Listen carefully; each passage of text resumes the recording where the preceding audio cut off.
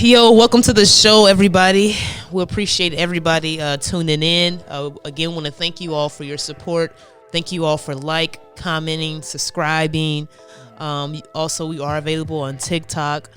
If you all feel like you want to leave a small or a large size donation, the Cash App is at the bottom of the screen.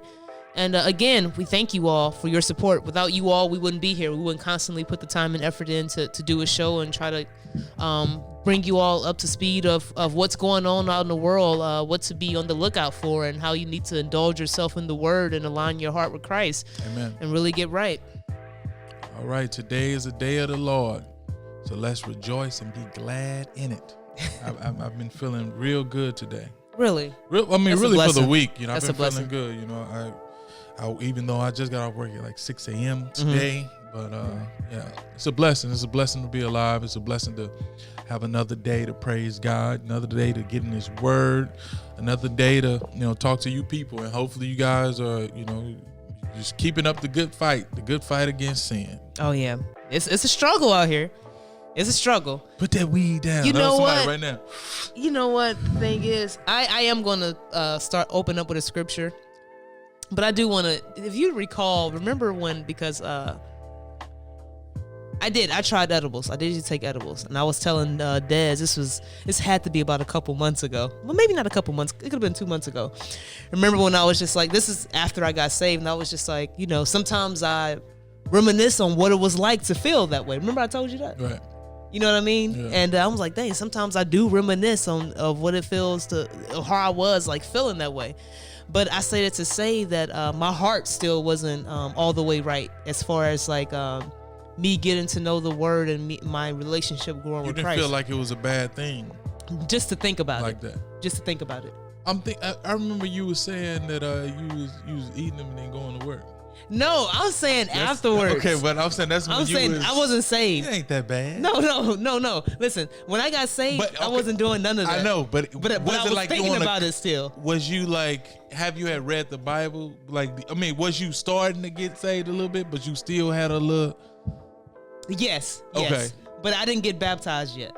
Okay, amen. I didn't get baptized. I want to make that clear. Hold on, wait a second. I didn't get baptized yet. But I'm saying, like, after I got baptized, I stopped doing that. I stopped taking them. But every once in a while, I reminisce, like, man, I'm just laying here listening to music. I could go for, you know what I mean? But I say it to say, I don't feel that way now, is what I'm trying to say, long story short. Yeah. That's not in my heart anymore. I don't sit and dwell like, dang, this is what, this is how it used to make me feel. Like, I don't feel that way now. Right. And that's what I want to lead to open up with the scripture is it has to do with, the heart, the mind. And if our heart and our mind is not renewed, we're still going to think about our old ways, and those old ways is going to eventually flare up our lust and our desires, to whereas that's what's going to open up the door to the sin. You know what I mean? Right. If we don't get that taken care of. Right. So that's why I want to start off, just with a couple scriptures, on maybe like 2 or 3. But I want to start off with saying, this is in Jeremiah 17:9 through 10. The heart is deceitful above all things and desperately wicked. Who can know it? I, the Lord, search the heart. I test the mind, even to give every man according to his ways, according to the fruit of his doings. And I think that's super important because while everyone sees the actions on the outside, the Lord says He tests the mind and He knows the heart. So He knows the deceitful, the wickedness that lies within the heart. And a lot of people in church, they probably feel like, hey, it doesn't matter as long as I'm not doing it.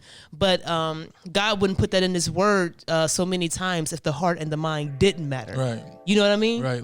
Like a pastor can invite a young lady of the congregation to going out to eat. Mm-hmm. In the flesh, it looks harmless.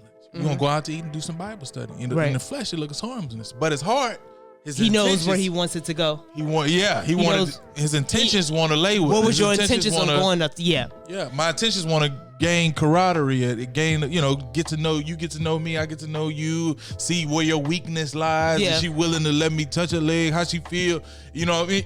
Or when pastors say that, oh, God didn't really mean to pluck your eye or cut out your hand.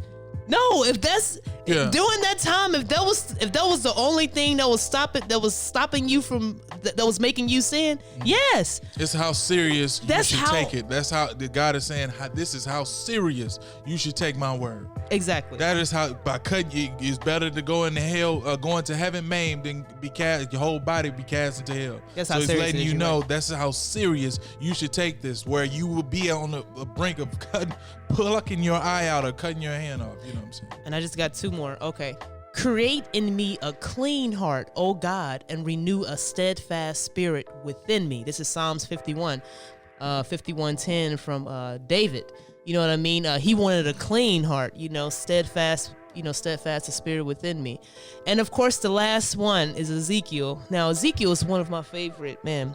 I love that. That's one of my favorites in the Word of God. But Ezekiel 32:26 says, "I will give you a new heart and put a new spirit within you. I will take the heart of stone out of your flesh and give you a heart of flesh." And I love that. And so, ladies and gentlemen, just to sum it up again, the heart is super important.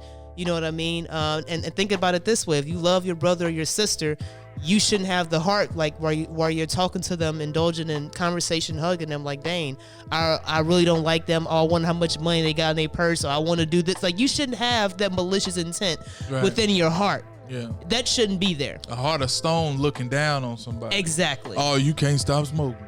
Exactly. Oh, you still? Oh, these guys. I can't be awake. Be with that. These guys. They're too simple. I can't talk to these people and tell them about Christ. Oh, they're too simple. Oh man, let me get away from. But a heart of flesh. Hey man, do you know what God says about this? Exactly. Hey, why are you sitting outside in the cold? I got a jacket, and I can give you my jacket. Hey, are you homeless, man? Here, brother, take this couple dollars. It's the heart of flesh. It's the heart of love. Love thy neighbor as yourself. That shows up. If you got a heart of stone, you gonna drive right past that homeless person, man. Splash water on them, you don't care. Or just maybe not splash water on them, but you won't care for them. You just care about your life. Go about your way. Like, excuse me, sir, I'm trying to get by. I don't care if you need money for food or need water or anything. I'm trying to get by in my car and get in my apartment, my house. Right. You're not considerate. You know what I mean? Yeah. And that's what I feel like we as Christians should pray for is to have a heart filled with God's love. Yeah. You have that I feel like that's one of the foundations, like, for every single thing, man. It literally is. And I'm growing in that aspect every day. Like I said, I brought up the edible thing is because like I said, at one point they used to be in my heart, and now it's not there anymore. I don't sit and like, man, I don't it's not in my heart anymore. So let me get okay. So yeah, guys, we're gonna keep up the good fight. And today's show, we're gonna be all over the place. So many topics that we have, so much stuff that's been going on in the world. And Des, go ahead. Galatians 5 verse 22 to 23.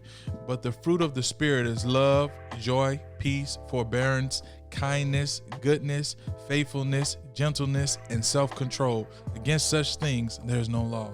So that's those are fruits of the Spirit. So if you're a follower of Christ and you have the Holy Spirit, you have a heart of flesh. A heart of flesh is kind, gentle, forbearance, long suffering.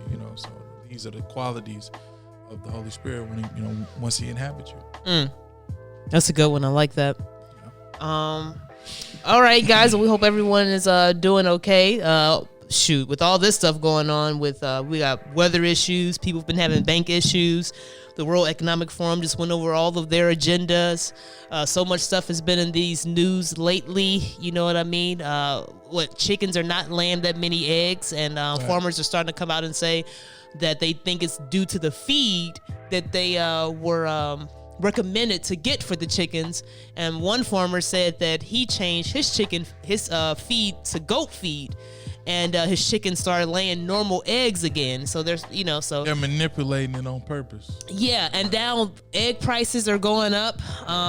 So it's just so much stuff going on in the world, guys. But so yeah, we're gonna be all over the place today. We got a lot of topics. Should be a good show lined up for you all. So as always, we encourage you all to do your own research. Yeah. Don't just take our word for it. If you hear something, don't be afraid to Google it up, put it in whatever search engine you have.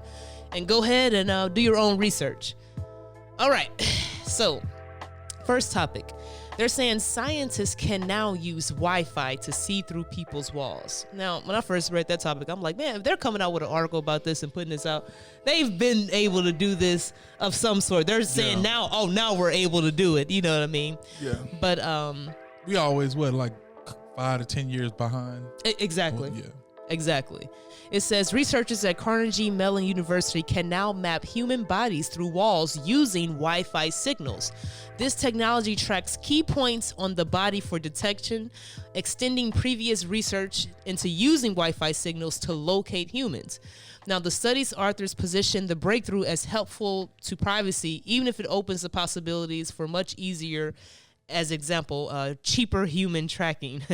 So let me see if I can get another paragraph in here before I get off this. But they did say, they said this, let me see, let me get a good one. They said we develop a deep neural network that maps the phase and amplitude of Wi-Fi signals to UV coordinates within 24 human regions. The result of the study revealed that our model can estimate the dense pose of multiple subjects with comparable performance to image-based approaches by utilizing Wi-Fi signals as the only input. So they're able to map out your outline inline structure just using simply these Wi-Fi signals of where you are in your home, like within your walls. Let's say your body give off I think an electronic signal or a pulse or something like that. They able to because if your body didn't have like a form of electronic or anything of that nature in it, you wouldn't be able to use Wi-Fi to detect that. You know what I mean? Yeah. You ever picked up like a paper and it sticks to your hand or got shocked? Yeah. You know what I mean? It's something there for sure. Right. Like I definitely think they on top of they got the Wi-Fi, they got your phone, so they can see where you at. They already, I mean, if you got your phone, they already know where you at. But I guess it's just another level on top of knowing. Maybe if you have a party, they probably know how many people in the room and all that. Exactly. That's the thing. But like you said earlier, we're normally behind. I'm sure the military already had this technology. Yeah. Something that we discussed briefly in our previous shows, but now it's, something to really consider. The first AI-powered robot lawyer is having his first court case. So it said a robot lawyer powered by artificial intelligence was set to be the first of its kind to help a defendant fight a traffic ticket in court next month, so which would be in February of 2023. I wonder, is the AI like a liar? Like, what if you hire AI, what you did? You know what I'm saying? Like, you hire him, so he's a professional liar? I murdered the man. It's clear evidence, but he's going in there, the AI robot. My what they call them? My defendant. What is it? Oh, you talking about the people that's already in there? Yeah, my guy, whoever he's bought by or whatever, he did not commit the murder. Even like say if the OJ case, if he had an AI robot. Okay. Even though he did write a book and say, if I did do it. It says the AI, he did write the books. Yeah. If so I did do it, this is how I would have did it or something like that. What I'm saying. So if with the AI go in there and lie, would they just tell the truth? Yeah, he did it. You know what I'm saying? Like, right, that is something. But they're trained. They're like, they have this big not superficial, but this big computer training them on everything and feeding it to that AI on like stuff that, that they will bring to court. But the AI creation, which runs on a smartphone, listens to court arguments and formulates responses for the defendant. It was designed to tell the defendant what to say in real time through headphones. But now it's been, some static between it. They actually want to scrap this now because they're saying that, what did he say? They're saying that, what did this? But the experiment may be scrapped after state bar prosecutors threatened the man behind the company that created the chat box with prison time. So what? Yes. Wow. Yes. I wonder why. So it says Joshua Browder, CEO of Do Not Pay, on Wednesday tweeted that his company is postponing our court case and sticking to consumer rights. So he said, this is a tweet that Joshua Browder put up. I guess this is a guy behind the robot that's going to be doing the court cases. He says, "Good morning. Bad news. After receiving threats from state bar prosecutors, it seems likely they will put me in jail for 6 months if I follow through with bringing a robot lawyer into a physical courtroom. Do not pay is postponing our court case and sticking to consumer rights." Now, this is lawyer updated. is going to go by the laws. And that AI robot is going to go by the laws, and it knows all of the laws. And you can't pay this robot off. He just strictly does that. Yeah. So they like, oh no, you're not going to start that. You're going to correct the system. It's supposed to be broke on purpose. Yeah. So, but before this, okay. So this just came out a couple days ago. But prior to this was set in stone. He was set to go to court in February. Everything was lined up. Yeah. But somehow some stuff had happened behind the scenes where they're like, wait a second, nah, First it's going to start with traffic tickets. Then what is it going to start with? You can't pay, you know what I mean? Well, I don't know. They know it's going to start. It's going to begin, it's going to encroach on murders, drugs. You know what I'm saying? It's just, And what about an AI judge? It's no limits to where it's gonna be. You can't. No. You know, people have relationship with these judges. They go play golf together and be a part of. Throw you in jail.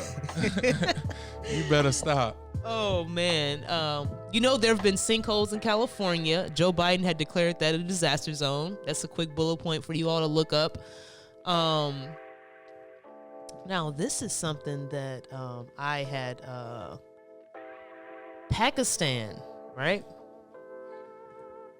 Pakistan had a organ trafficking ring bust. Oh. Yes, they had a. Let me get this open. It says Pakistan police bust organ trafficking ring after missing boy found in underground lab with his kidney removed. Somebody messed up. I know whoever was a part of. Like, how did y'all let this guy live? What went wrong? Like, I'm glad they found it. I'm glad they did. But it says he in there getting caught, the door getting kicked in by the cops. He got a syringe. He took the little boy's kidney. They found the little boy with his kidney gone. Devilish. These demons, man, they wise to do evil. It says police in Pakistan said Friday they busted an organ trafficking ring when a missing 14-year-old boy. Now, a missing 14-year-old boy. So this boy was reported missing. A missing 14-year-old boy was found in an underground lab after having his kidney removed.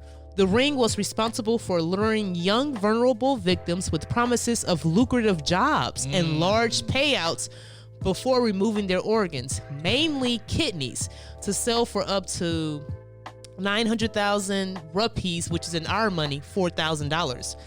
Now, they said it was only after we followed the evidence and leads that we discovered that there was an organ trafficking operation behind the boy's disappearance. 6 people were arrested. The boy told us that when he woke up, there was an Arab man on the stretcher next to him, so we think that most of the clients were foreigners. The gang's victims were taken to a medical testing lab used for organ transplant surgeries in the Garrison City. Facilities for such surgeries in Pakistan often lack proper medical equipment and standards, and patients have been known to die from complications as a result. Now, quote unquote, they say, "I'm just grateful that the police found him alive. Otherwise, they had left him for dead," the boy's father told reporters. But yeah, so they said, according to a 2020 analysis published by the National Library of Medicine, roughly 10% of all organ transplants worldwide are believed to be illegal, about 12,000 organs per year. The analyst called organ trafficking a global problem with health and human rights consequences for millions of people, especially for those in vulnerable situations such as migrants. Now, the illegal trade of human organ generates about $1.5 billion each year from roughly 12,000 illegal transplants, according to a 2017 report by Global Financial Integrity. And I'll stop right there. But then it did say more than 100,000 people in the U.S. are waiting for an organ transplant. So, wow. I'm starting to think this stuff is true. They do be. A lot of people think that, as people say, oh, it's just sex trafficking. I think it's more to that. I think it's human trafficking, and they get a human and use them for whatever they need. Whatever they want. You know what I mean? Some sacrifice, some taking your organs, your liver, your heart. It was one woman that got a Brazilian butt lift, and one of her kidneys was gone when she woke up. Yeah, she was over there in Dominican Republic. She was trying to get a Brazilian butt lift. Next thing you know, somehow her side cut up when she woke up. I don't know. That's a scary feeling. You know what? Ooh, while we on this, that's crazy. We going for a butt lift and wake up and your body part missing. That's scary. Listen, but check this out. You know, and this is not really switching stop gears. going to these countries. Did you hear about Hulk Hogan? What happened? You know, he had to have some type of back surgery where they cut some nerves or something. He can't feel his legs now. I said, whoa. They said this was going to be an article later on, but since we were talking about it, I couldn't. They cut his, he can't feel Let me his see. leg, so he, Let me see. That's paraplegic. Is that what's paraplegic? No, what is that? Because I think he got the legs. I think this. He if can't you don't feel have them, right? so is he walking? How you gonna walk if you can't feel your leg? Dang, listen. Hey, when I read this news today, they said Hulk Hogan no longer able to feel his legs after having nerves cut during back surgery. On the latest Kurt Angle show on adfreeshows.com, Kurt Angle basically came out and revealed this news. Kurt Angle said that he had a chance to speak with Hulk Hogan. Angle said that Hogan told him about his back issues and now having to walk with the cane because he can't feel his legs. Oh. And so I guess he is walking maybe. Wait, but if he can't feel his legs,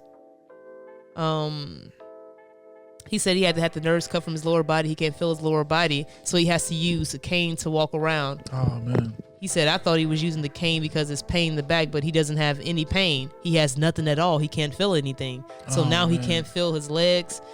And Kurt Angle says pretty serious. He said, I feel for Hogan. I hate to hear that. I remember one Halloween you dressed up as Hulk Hogan when you were younger. Yeah, he's... But he said some racist stuff, I think, back in the day. He said some racist stuff. I think it was that up. Yeah, I think it was it Hulk Hogan? He was. Oh, Ric Flair. It was Hulk Hogan. I think his girl, maybe was one of his daughters. Did they like some black men? But maybe not. But I think I know what you're talking about because he got a daughter named Brooke. Yeah. Brooke Hogan. She looked like Hulk Hogan a little bit. Yeah, and his son does too. Yeah. His son does. Wow. So. But it was an asteroid that passed by the Earth. They said it's one of the closest. It was the size of a mini bus. It passed by 2,200 miles above the Earth, which is closer than some of the satellites. So it was, basically like a close encounter. So you guys should check that out as well. Along with a Air Force general predicts war with China in 2025, tells officers to prepare by firing a clip at a target and aim for the head. So, check that out as well. Preparing for a war with China, that's basically on par with World War III. That is World War III, because then they're sending tanks to, the tanks to Ukraine. The war in Ukraine approaches its second year. The United States and Germany have upped their ante in support of Ukraine, now sending tanks to help fight the Russians. I'm announcing that the United States will be sending 31 Abrams tanks to Ukraine, the equivalent of 1 Ukrainian battalion. NATO allies are also sending help. The UK has pledged to send 14 of its Challenger 2 battle tanks. Germany is releasing 14 Leopard 2 tanks, with up to 60 more Leopards coming from other countries. Peter Rowe with the Hudson Institute believes the move creates shared escalatory risk. The Germans really are the key in Europe on this because the Leopard 2, which is really what the Ukrainians want, there are many Leopard 2s in Europe. There's a thriving spare parts market across the continent. The German tank should be arriving in weeks. The Abrams could take up to a year, since the U.S. is manufacturing new ones for the Ukrainians. When the ground hardens again for the summer, we could see a major Ukrainian offensive. Wednesday's announcement is a reversal of U.S. policy. The Biden administration has delivered dozens of packages of military aid, the latest totaling more than $5 billion in the last month alone. Together with our allies and partners, we've sent more than 3,000 armored vehicles, more than 8,000 artillery systems, more than 2 million rounds of artillery ammunition, and more than 50 advanced multi-launch rocket systems. The Kremlin responded by calling the move blatant provocation. Wednesday, the Russian Defense Ministry released this video claiming to show a warship conducting hypersonic missile drills in western areas of the Atlantic Ocean. Ukrainian President Zelensky had requested up to 300 tanks. Yesterday, he tweeted his thanks to President Biden, now requesting F-16 fighter jets. Well, this could lead to some serious escalation. The Russians putting out that video, they're showing tests in the ocean. And what that means is they're going to try to sink the tanks before they ever land in Europe. They want to cut off the supply line. So that's exactly what happened in World War II with the famous U-2 boats out of Germany trying to sink the supply ships going to Great Britain. This could escalate and get us into World War. And then now Ukraine is asking for jets and stuff like that. So, and then Biden back, I think it's a clip we got. So, check out this clip. Biden was saying, if we send these tanks, offensive weapons, and these airplanes, this is basically World War III. He said, don't. No, check this out. Okay, because I want to comment. What was on the asteroid thing? I want to comment on the asteroid thing. I do want to comment on this the world thing. On the asteroid thing, my mind tends to go a little, because I hear people all the time talk about asteroids, right? Yeah. And then it's like, it was this one lady saying that an asteroid hit Haiti or something. Haiti or Africa. One of them. Did she say Africa or Haiti? I forgot what name she used specifically. But she said it ended up leaving some type of natural resource there. And just hearing you talk about this asteroid, these things are just not falling out the sky by accident. It didn't hit. It passed by. Yeah, but do you think that's God? I mean,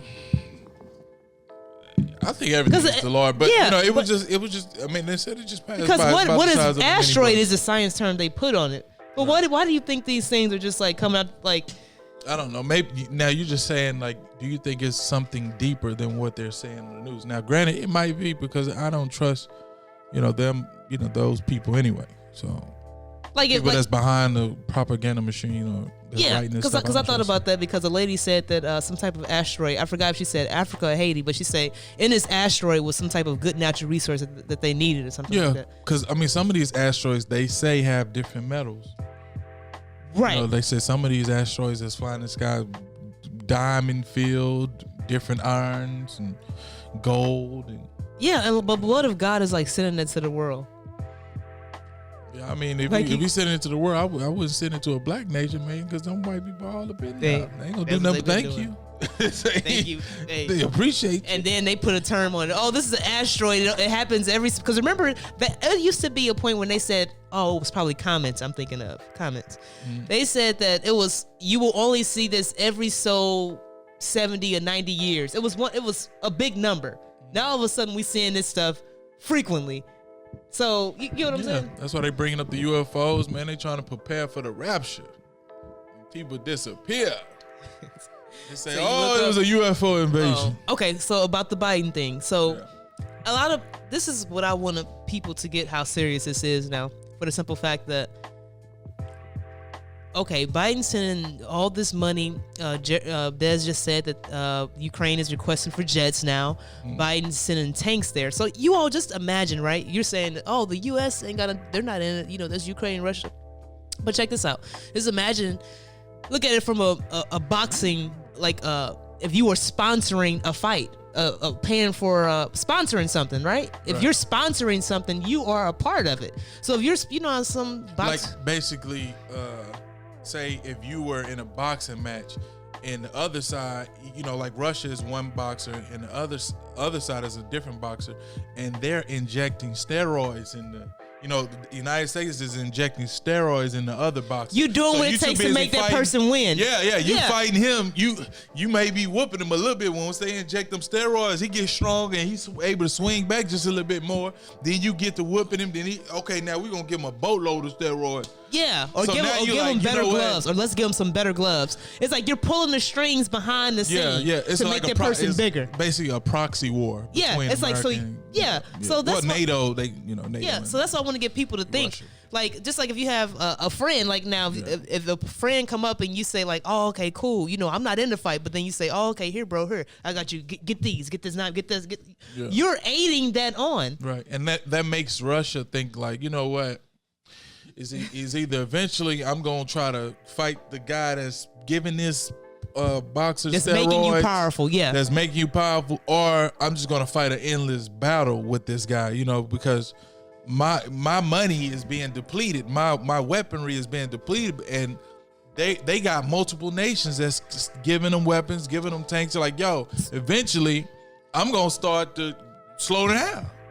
They got some deep pockets. I can't keep up with that, so I might just swing on the big bully. And that's why Biden was saying, oh, it may turn to World War III. Yeah. Because if it's a one-on-one fight with somebody, but you seeing somebody constantly saying, oh, I got you, here go, use these gloves, here go a knife, here go this, here go a box cutter, here go. They said making this other person bigger to try to overpower you and try to beat you up, you gonna want to get that person too. Like, wait a second, you know what I mean? So that's how I want people to look at it. That's why the general came out. He was speaking on China because I think they feel like, we got to get at China quick, because if we continue to let them grow, maybe by 2030, they outgrow us, because, they already have the biggest, I think, Navy in the world. And they're building those ships. They got the biggest Navy in the world. I believe they have the biggest Navy in the world, the most boats and stuff. And they continue to build, like them Chinese people. They're workers, so they're building ships, they're building submarines, they're trying to they already got control over their people so much that you don't know, they can bring up 200 million people, you know what I'm saying, in their military. You never know the size, so they think in 2025, man, we gonna scuffle before we let you. Or it could be quicker. That's just the time they up. projected. But China is powerful. But China is, and I was gonna say this later on in the show, they are having like problems though, like a lot of weather problems. They just had like an earthquake. Yeah. Did you know that they were having like first drop that they've seen in like decades and decades? Yeah. You know what I mean? The river is drying up. They were in a massive heat wave to where they didn't receive like any rainfall, I think, for like I want to say a couple months. So China is definitely going through some things. You think over it there. might be a little weather manipulation For that? You never know. It could be, or they could be getting judged. Right. Because you remember, then they made the artificial sun. Look, check this out. They getting judged. Listen, check this out. You made a good point. We better be getting judged too. You made a good point. You said, what if it's weather manipulation? So they're saying, look, check this out. Because remember, they made the artificial sun. Okay, just in case they try to make it cold over here, you know what, baby? We got us an artificial sun. We're bringing our sun out. But no, you got a point. But yeah. So let's move on to our good old friend. I'm just joking, not a good old friend, but J.B. Pritzker. He was at the World Economic Forum, and this guy has been involved in a lot of stuff. A lot of transgender laws for children. JB has been a part of that. So anyway, he was at the World Economic Forum, and basically he was saying that Illinois is doing its jobs to what they need to be doing. Pritzker believes that, he said, we made it very clear we're looking for a nation-leading legislation and leadership for fighting climate change and clean energy developments that you don't need to stop at the coastal states, Pritzker added. He was basically saying they have a goal. There's a goal set of having 1 million electric vehicles on Illinois roads by 2030. The state is climbing steadily toward that goal, with the number of electric vehicles registered in the state increasing from 8,000 to 57,000 over the past 5 years. Now, let's see if I can get, it says, since transportation infrastructure revenues are heavily reliant on motor fuel taxes, the revenue loss could reach $4.3 billion when factoring in increased fuel efficiency. Now, also, Pritzker is the one that had wanted to ban the assault rifles in Illinois. They did pass it. Now a judge, we'll have that topic later on, but basically, long story short, a judge is trying to put a hold on that so they can kind of review that because it's getting so much backlash. And but yeah, so basically Pritchard is telling them at the World Economic Forum, like, I'm doing everything that I need to do to go ahead and push Illinois to where it needs to be as far as a part of this new global agenda. Now, there was something else in here that I wanted to say. Wow, this may be interesting. It said Pritzker said he also's been meeting with businesses and world leaders to discuss bringing more businesses to Illinois. In particular, he cited the field of hydrogen energy as a potential area of growth in Illinois. On Tuesday, Pritzker visited the Weiland manufacturing facility in Germany, an industry leader in manufacturing and converting copper and copper alloys. Now, Weiland currently has 8 locations in Illinois, including East Alton, where the governor has recently visited. He said, I want to make sure they know that I'm at their service if there are things that I can do to enhance their operations. So he has his hands in a little bit of everything. So the governor has also been touting 2 laws that he signed last week, a ban on the state's assault weapons and a measure protecting abortion providers and out-of-state patients, as well as gender-affirming care. He says, activist and founder of At the Well Ministries, Bevelyn Williams and Edme Chavons received federal indictments from the U.S. Department of Justice. Both are charged with conspiring to interfere with individuals seeking to obtain and provide legal reproductive health services or abortions in New York and other states under the Freedom Access to Clinics Act in connection with a multi-year campaign. Hundreds marched in Manhattan, stopping traffic during rush hour. Everyone in the crowd standing up for abortion rights. If found guilty, Bevelyn is facing up to 15 years and Edme up to 6 years in federal prison. The ladies are best known for their bold Christianity, abortion activism, and Bevelyn's arrest for painting over the BLM street mural in New York City while proclaiming Jesus Lives Matter. Tonight, the woman caught on camera defacing a Black Lives Matter mural on New York City's Fifth Avenue. So Bevelyn and Edme, again, are facing time for allegedly hindering women from exercising their right to slaughter innocent babies in abortion clinics. This indictment came down on December 16th, 2022. A horrific story came out of the suburbs of Atlanta, Georgia.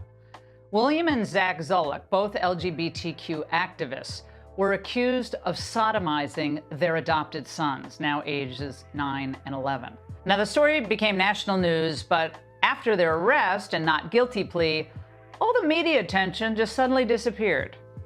That was with the exception of one outlet, Town Hall, whose author, Mia Cathell, scoured courthouse documents, jailhouse calls, and more. Now, what she found was that this story was much worse than those initial headlines. Now, not only did these men who were married allegedly rape the 2 boys who were adopted through a Christian special needs adoption agency, they were pimping out their children to nearby pedophiles in the Atlanta area suburbs. And by the way, it wasn't just sexual abuse. A family member told Mia that the boys were forced to stand in a corner for 8 hours straight over back-to-back days as punishment.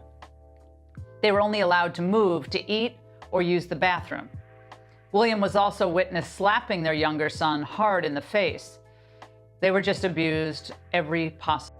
The NHL hosted something called Pride Night at the Wells Fargo Center in Philadelphia. Players were commanded to wear rainbow jerseys to signal their allegiance to the gender cult.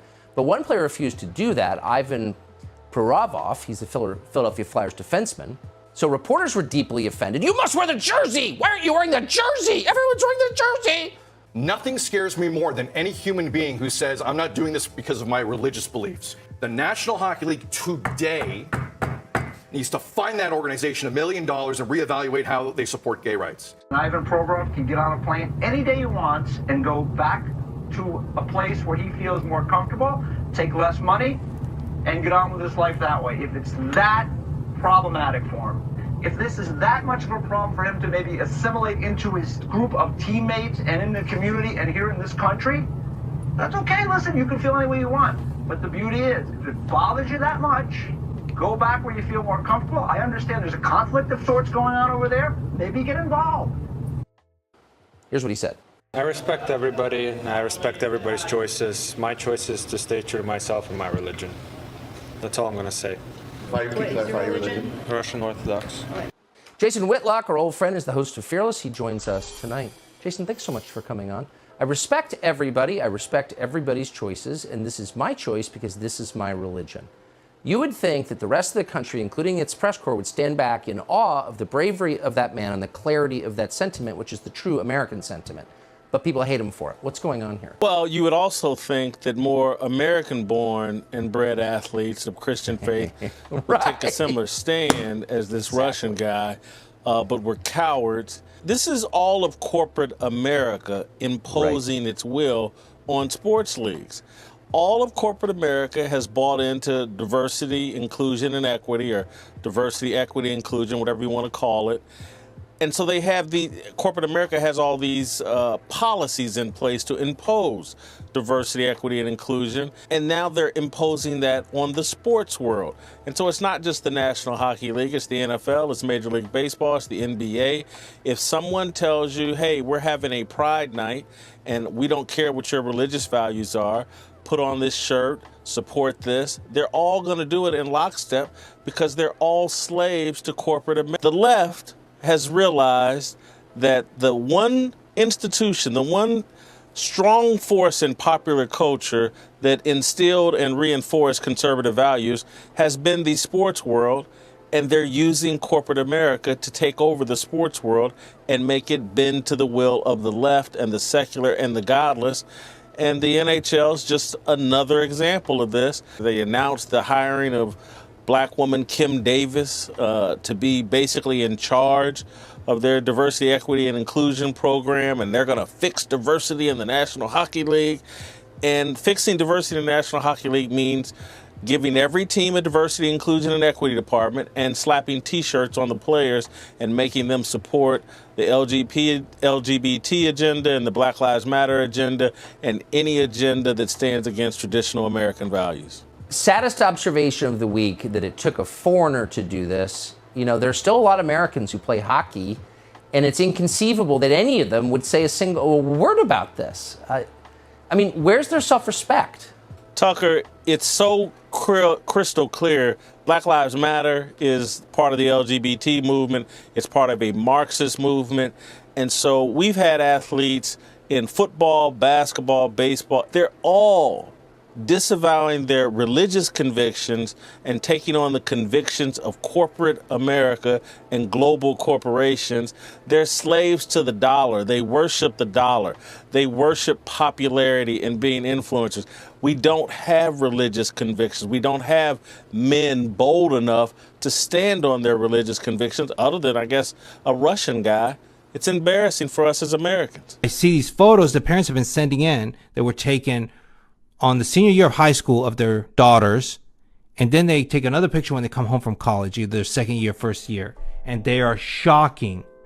Look at this kind of stuff. This will bring tears to your eyes. Look at that nice mohawk, almost unrecognizable. That tattoo is just over the top on the forehead. I hope that's not real. Another one. This is happening everywhere. Look at that. All across the United States. Nice, lick in the pit. That's very classy. Doesn't even look like the same person. Another awful haircut. Worse than mine. The classic blue hair. I mean, that's everybody. You have to do that. More pits. Again, why is that a statement? Viral of what's called a trans girl supposedly experiencing intense period pain after undergoing hormone replacement therapy. This video is just getting millions and millions of views online. Why? Stop. Why is this thing not hot? Now, I don't even know where to start with this, Douglas. I mean, if you don't have a uterus, then you don't have periods. But to the bigger issue of this huge jump we've seen in young people identifying as LGBTQ. There was a recent study saying that almost 40% of liberal arts students in the US identify now as LGBTQ. The gay population will have remained completely static, as it has been throughout most of recorded history. Gays make up a tiny percentage of the population.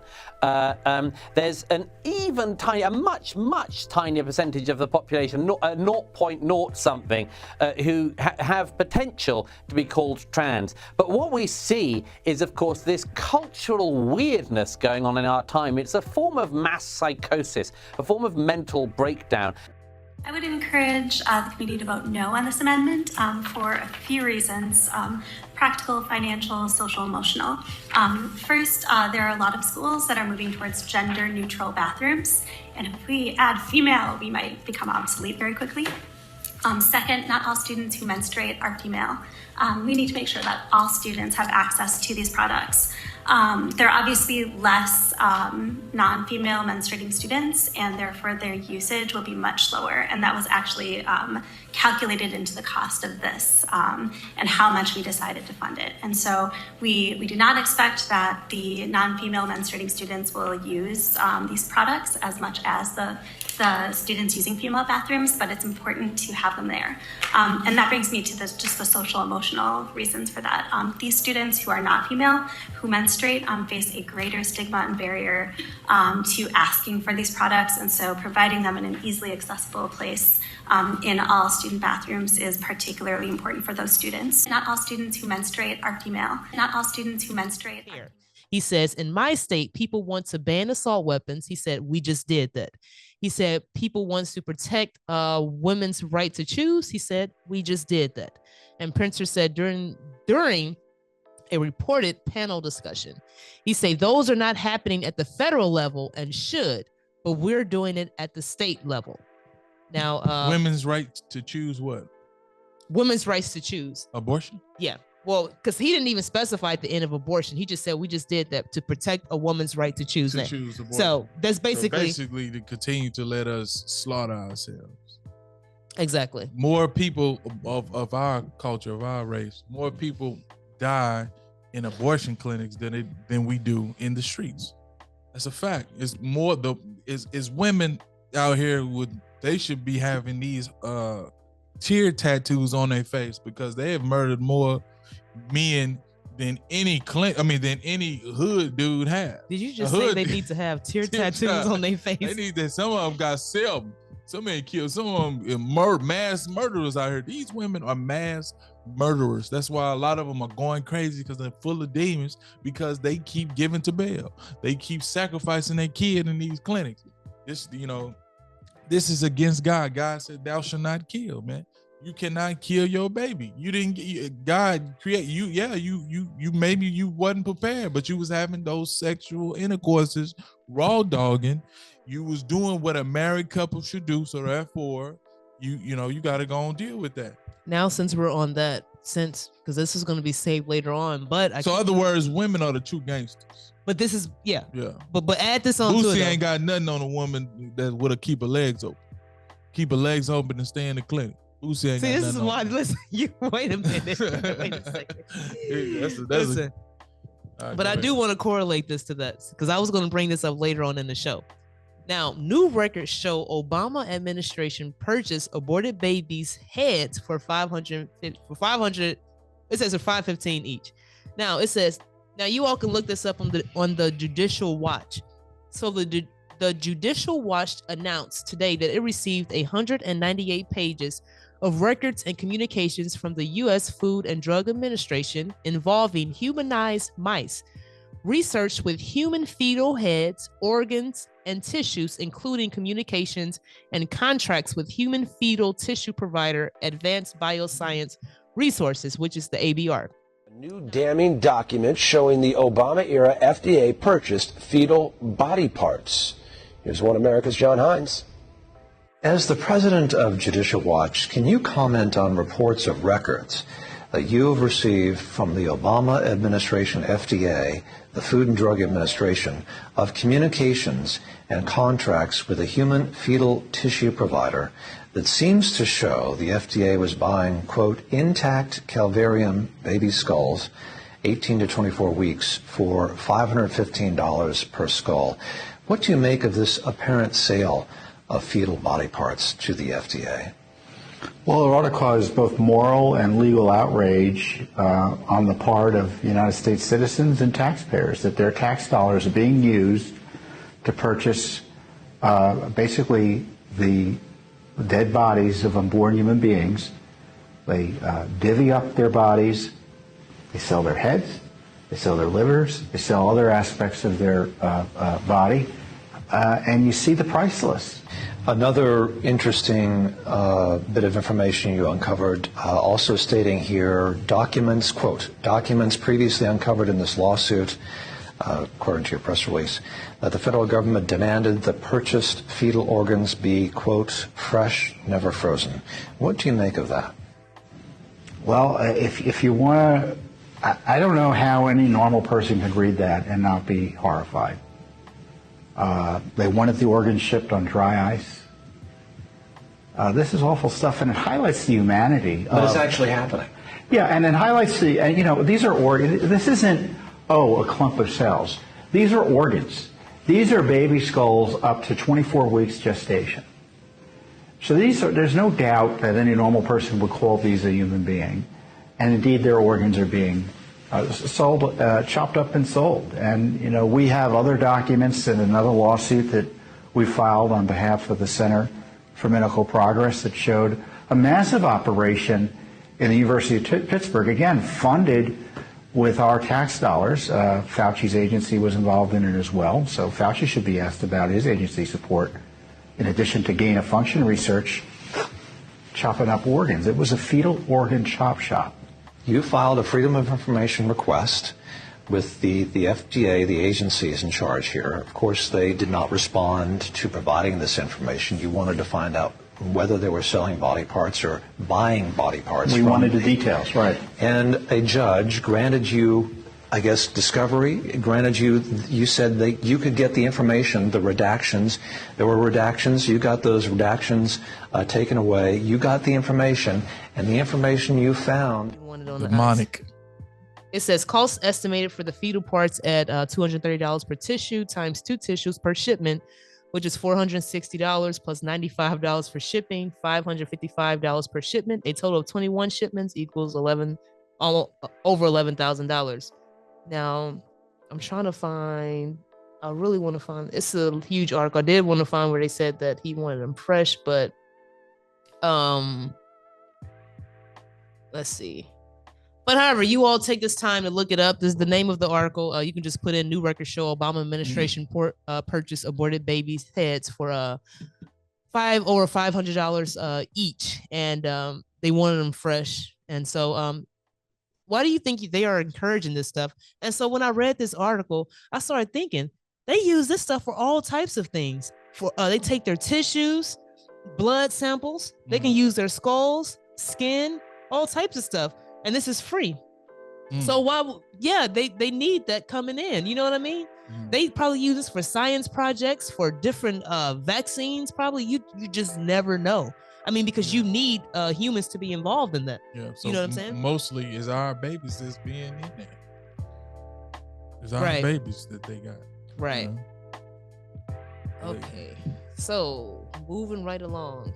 Now we have a I really want people to pay attention to these smart cities. These smart cities are really starting to pop up all over. And looks like India is definitely on the ball. So I started putting 2 and 2 together because you remember Saudi Arabia has the Line Smart City. Dubai has smart cities popping up. Right. And then there was a guy, I think he was one of the CEOs of Walmart. He wanted to do a smart city over here in the US. Remember? Yeah. So all of these smart cities, right? And so now in India, they have a what is it in India? India has a digital infrastructure called Stacked, right? Seen the line in Saudi Arabia? Well, if you thought that was crazy, then get ready for Tolosa, a $400 billion proposed smart city in the United States. Announced in September 2021 by former Walmart executive and billionaire Mark Lohr, he outlined his vision for a 5 million person new city in America. Tolosa will be 150,000 acres with a massive skyscraper at its center, a city where commutes are just 15 minutes, buildings are covered in lush greenery, and gas-powered vehicles are banned. Tolosa will be 100% efficient and sustainable. Sound familiar to the line? By 2030, the first phase of construction will cover 1,500 acres and house 50,000 residents at an estimated cost of $25 billion. The total project will likely exceed $400 billion, and the city will reach its target population of 5 million within 40 years. Do you think it will be a success? They've already done it. China's added expiration dates to their CBDCs. Nigeria's enforcing the use of their CBDCs by limiting physical cash withdrawals. Every G7 nation, US, UK, Canada, Germany, Italy, France, Japan, all have their own CBDC already in the works. And the end goal is to control how you use your money. Give me one good reason why else they would need to do this. That Nigeria has recently limited cash withdrawals and is pushing people towards using digital alternatives like the e-Naira, its own central bank digital currency? Over-the-counter withdrawals are now only allowed up to $225 per week for individuals and $1,123 for businesses. ATM withdrawals are limited to $45 per day. The central bank is encouraging the use of internet banking, mobile apps, USSD cards, and the e-Naira. Although the CBDC may offer convenience, it's important to be aware of the risks of a government-controlled digital currency.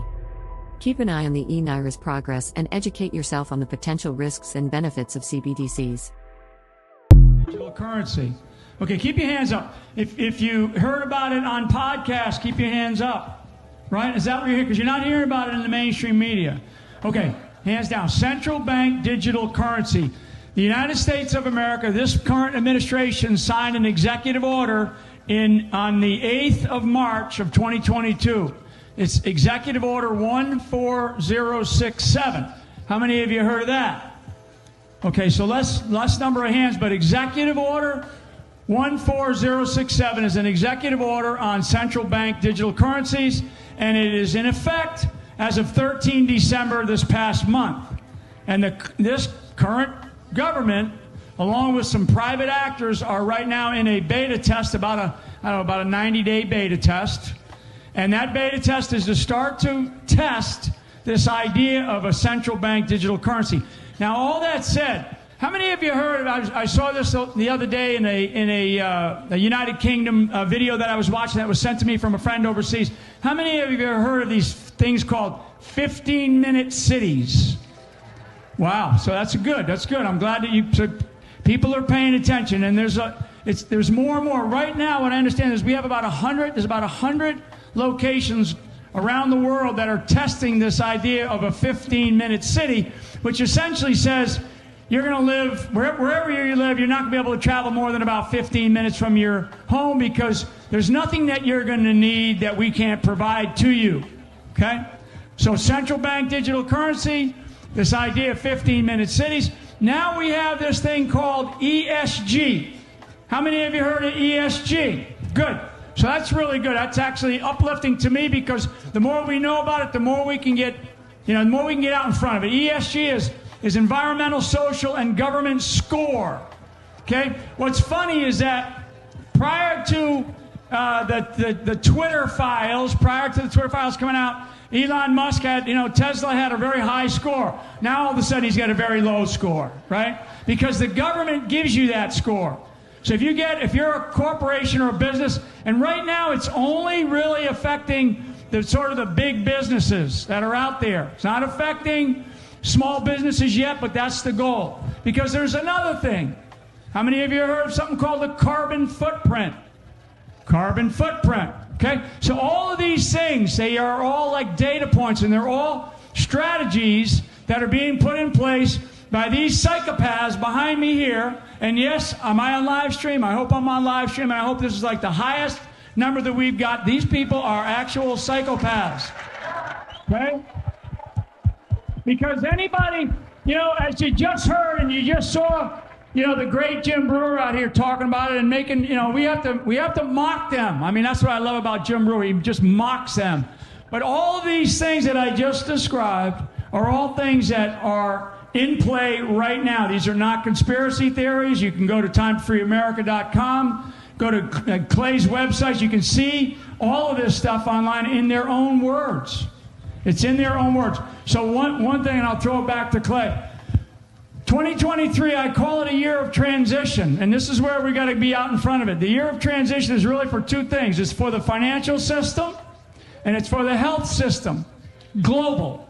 Okay, not of the United States of America, but this crowd back here, they are now this week talking about, and they'll finish up this week, they're talking about really two big fundamental things that they want to change: the financial system of the world, and we'll talk about BRICS maybe here in a minute, and the health system. So, Clay. Okay, so now you got the robots on the farm. Wow, I thought I would never see this one. But the AI seems to amaze me every time I'm looking at it. Now, these robots can perfectly pick the correct fruits and get rid of the fruits that are not correct and ripe. This is scary. A lot of jobs will be lost. A lot of jobs will be taken due to robots. Get you someone who know how to start a business. This is not a game. Do not allow this to go past you and let these robots take your job for you to be out with no money or no income coming in to provide for your family. Just look.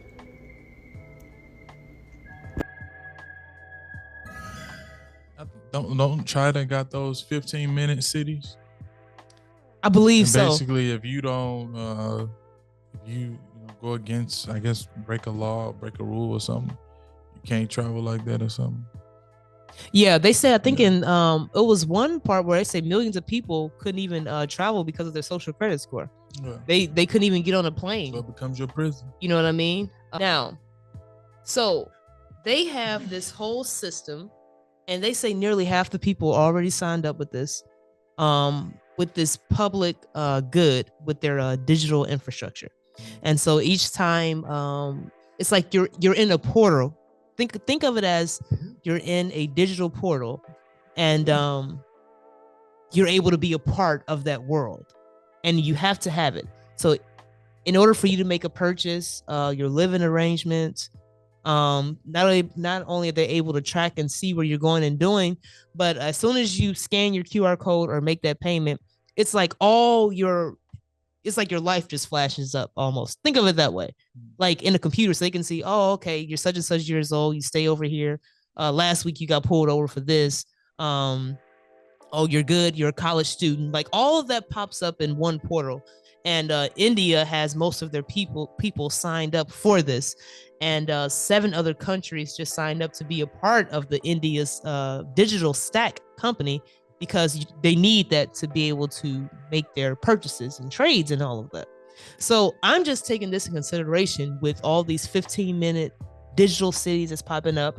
You know what I mean? It's like they're almost creating a world that you need to be digitalized to be a part of it. And if you're not, right, you won't be able to be a part of that world. Right.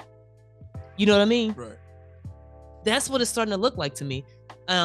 Because everyone is starting to have these cities to where it's like they say, we're going to create everything you need, and this is going to be the payment structure for it. And you look over here in the US, how we're trying to get a whole digital system first. Now we're a little bit behind on like the cities and all of that, but it seems like everyone is starting to be on one accord with all of this. And India is definitely pushing the threshold for that. That's why they really attacking those farmers, because like if we getting you producing less eggs, then that means you making less money. Yeah. You know what I mean? So, and we're in control of it. You got the same inflation, mean your bills are higher. So you got higher bills, but less money. So, and it'll push you out of farming. Farming won't be that appealing to you anymore, because You know, you probably barely skating by. They want you in these cities. That's what they want you. They want you to get off that farm, get off that tractor. We're gonna go commercialize farming and all that. We got that situated. You know, Bill Gates owned the largest land in the most land in America. Yeah. So we want to commercialize it, get off that farm, and come on in the city so we can get you in this 15-minute city. It's digital, you know. Now they say the city of Chattanooga, and this is over here in the U.S., to build the largest smart intersection network in the United States. The U.S. Department of Transportation will fund the $4.5 million endeavor to create a living laboratory that will provide researchers unparalleled mapping, tracking, and identification insights into the state of mobility in the city. Intersections will be installed throughout 2023 and 2024. And once finalized, the city of Chattanooga will capture over 100 intersections total, covering the entire downtown area. Now, Chattanooga in Georgia? I think it's Tennessee. Okay, yeah. It says our work in Chattanooga will deliver more than insights into the city. We're generating a real-world data-informed testing environment for emissions management, pedestrian safety, electric vehicles, and more, said William Mueller, Vice President of Business Development. So what will it be doing? Like looking at people and cars? Or they said with this scalable network of smart intersections, we're able to capture the most granular level of 3D data that can be used to transform cities today and in the future. Now, the city of Chattanooga plans to leverage 3D data from the new intersections to prepare for the transition to electric vehicles. Let me see if I can answer if this is going to answer your question. So, they say we can make our cities safer, more efficient, and healthier for people who live here. It doesn't necessarily say what all they will be able to gather from it, but they definitely said it can do like traffic tracking and data, and they said they're doing this because of the electric vehicles and smart cities, basically, kind of like what they're implementing. So you all can kind of see like the reason why I was reading all of these, because you all kind of see is like what's slowly being built up. Now they're trying to transition the cities. You know what I mean? Does that go along with Biden's infrastructure bill that he had passed? That is a good point. I'm sure it is, though, because you wouldn't be able to get nothing passed like this just within your own city. Right. This has got to deal with data, and everyone is talking about electric vehicles. Remember, Pritzker in the last article I just was talking about having the electric vehicles. Remember, we did this a couple months ago on the show where in Chicago they said they were going to have some type of camera on the intersection, so where it'll be able to if you go over the 5 miles per hour, we give you a ticket. No, they get money. Hey. Chicago get money. They got plastic bags, man. If you want a plastic bag, you got to get that money. They getting bread. Yeah, you go to the grocery store, each plastic bag, you got to pay for that. And they tried to do a sugar tax as well. Like if you buy anything with sugar, they tried to, but they got people's like, wait a second now, hold on, a sugar tax. Sugar tax. Why is this necessary? Like no, but yeah, they will do that. That's a politician that just thinking about just whatever. Any way they can monetize off something, like let's go ahead and do it. Yeah. You already got the dispensary, so you should be making that bread. I know you making that bread. They want more. People see. And where is that money going? Man. What are they doing with that money? You should be able to build up. Seems like Denver got all that weed money. They was building stuff up. Man. They was giving people money back for picking up trash. Oh, yeah. Tony Blair, guys, this is at the World Economic Forum. Tony Blair calls for digital libraries to track vaccines. He said, basically, in the end, you need the data you need to know. So let me scroll down here. It says, the talk was based on the principle that safe vaccines created within 100 days of an outbreak can protect countries from the economic and social damage brought by lockdowns. Now, Blair said, in the end, you need the data. You need to know who's been vaccinated and who hasn't. So you may want to ask yourself, like, clearly this vaccine stuff is not going away. Like if you have them discussing, saying that you need to know who's been vaccinated and who hasn't been, clearly there's other plans for other things. And he also said some of the vaccines that will come down the line, there will be multiple shots. He says, so for vaccines you've got to have for reasons to do with healthcare more generally, but certainly for pandemics, a proper digital infrastructure, and most countries don't have that. So he's saying that's something that we need to have. And what's interesting to me that stuck out is when he said some of the vaccines that will come down the line, there will be multiple shots. Like that was weird. That was weird for him to say that. So you got digital healthcare passport, digital cities, you know, everything is basically, and then the generation after us, they're preparing them to already be digitalized already, because they don't even keep money on them at all. They're already used to using apps as it is already. So they will already be fully indoctrinated into it. It's the older ones that they got to get prepped up to and used to taking these steps for. You know what I mean? So that is something to be on the lookout for. I'm trying to. And we got Bill Gates too. Don't get me wrong. Like what that guy's saying, like they want to be able to track the people that don't take the people that take the shots, track the vaccine getters, right? Yeah, who have it and who don't. They just said that's basically they just trying to just, you know, build the land work or build the foundation, the groundwork for, you know, the mark of the beast. You know, want to be able to already have that. When it's not vaccine, you know, vaccine is just a name. They just putting on it, but it's gonna have everything on there. But if they gonna need that for the mark, they're gonna need to know who's taking it and who hasn't taken it. So they're just making the framework for it. And this is that's why I say he calls all. So if he calling all to take the mark of the beast, therefore you gotta know who all and took it. You gotta know that, you know, you gotta have something already situated and set up.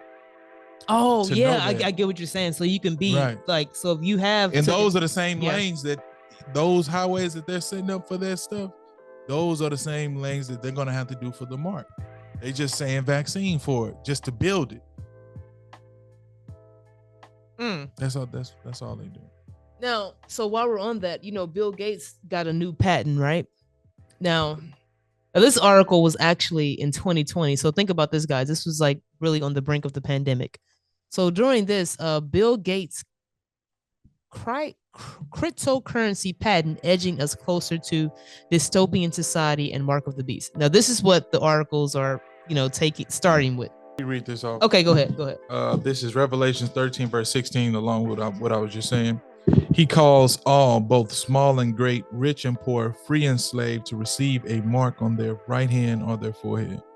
So, and you gotta, and when you won't be able to buy or sell if you don't take the mark. So that's, you know, they're making the groundwork for that. They just saying vaccine.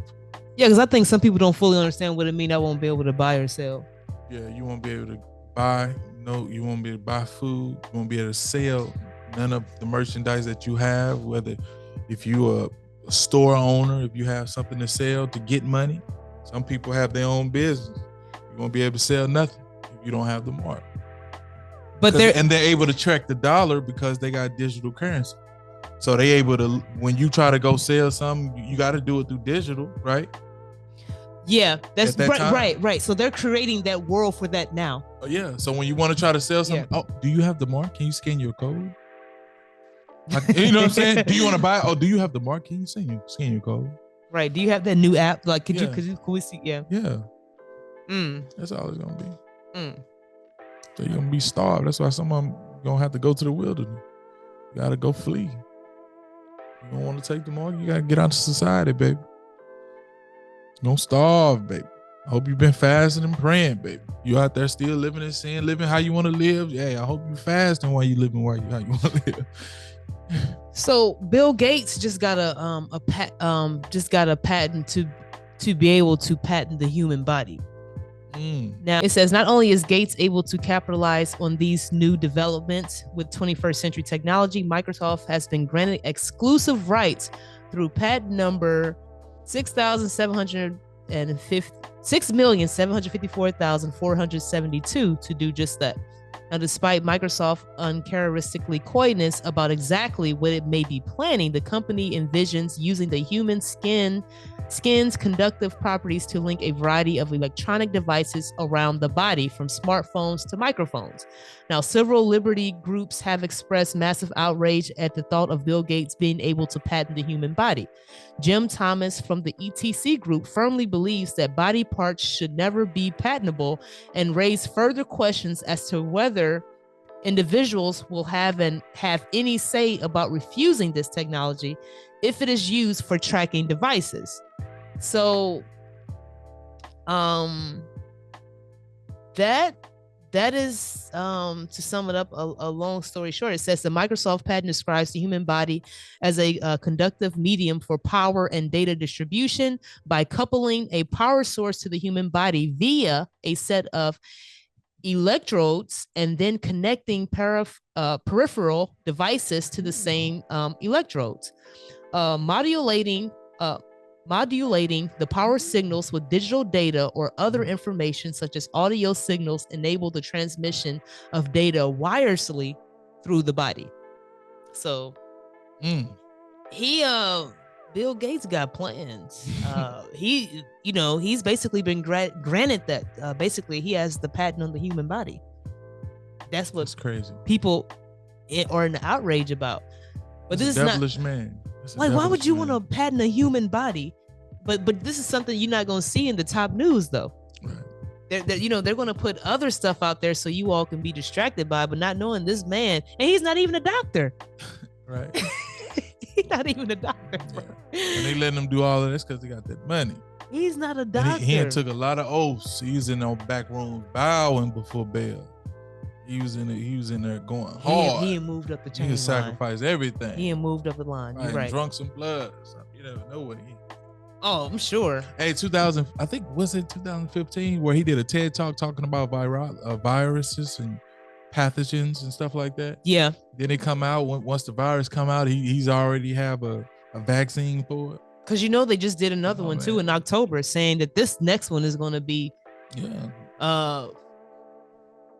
worse than COVID. Basically, wake up. It's going to be worse, and they seeing what COVID can do, and they say, "Oh, okay, well, we're gonna get this done." So, let's talk about this. But just pay attention to what's going on. And, the San Francisco Reparations Committee to propose a $5 million payment to each Black resident.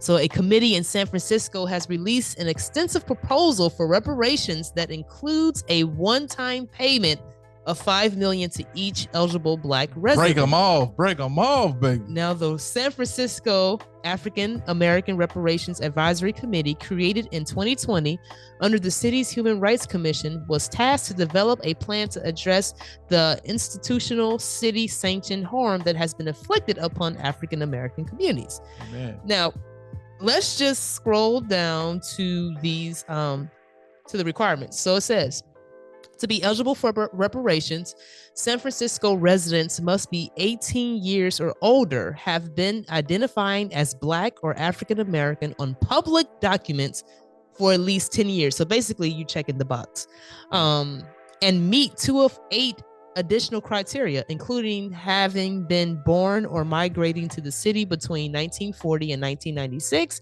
as well as showing proof of at least 13 years of residency, having been incarcerated by the failed war on drugs, or being the direct descendant of someone who was being a direct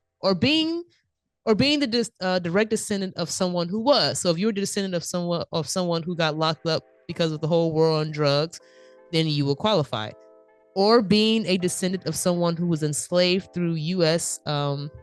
Slavery before 1865, having been displaced between 1954 and 1973, or being a descendant of someone who did, being part of a marginalized group who experienced lending discrimination in the city between 1937 and 1968, or in formerly red line communities within the city between 1968 and 2008. Amen. Now, the one-time lump sum payment of $5 million would compensate the affected population for the decades of harms that they have been experienced and will readdress the economic and opportunity losses that Black San Franciscoans have endured collectively as a result of being intentional decisions and unintended harms are perpetuated by city policy. Now, my only thing is that it says, also, the committee also recommended the city supplement the income of lower income households to match the area's median income for at least 250 years as a way to address the racial gap in San Francisco.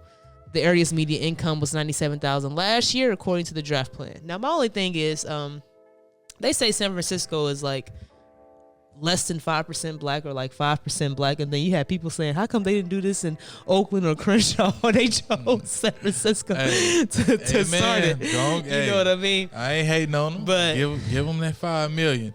But on this clip you're about to watch, man, you're gonna see two brothers that I think they're lawyers or whatever. One of them say he's gonna fight hard. He's gonna be, if they pass this $5 million to these Black, brothers and sisters, he's gonna appeal it. He said he's going to fight harder than anybody to make sure they don't get that money. So, this is the boule coming out. These are the people that are set up to go against us, but they look like us, but they are not us. Inside of their inside of that fleshly suit is a white man with white values.